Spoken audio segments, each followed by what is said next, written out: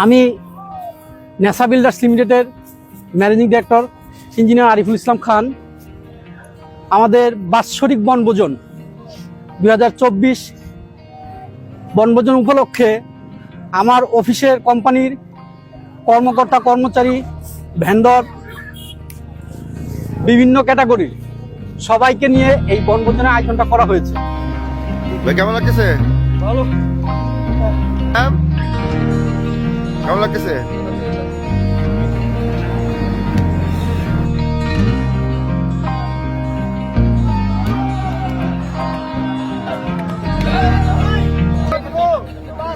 আনন্দ উপভোগ করতেছে আমার লোকজন।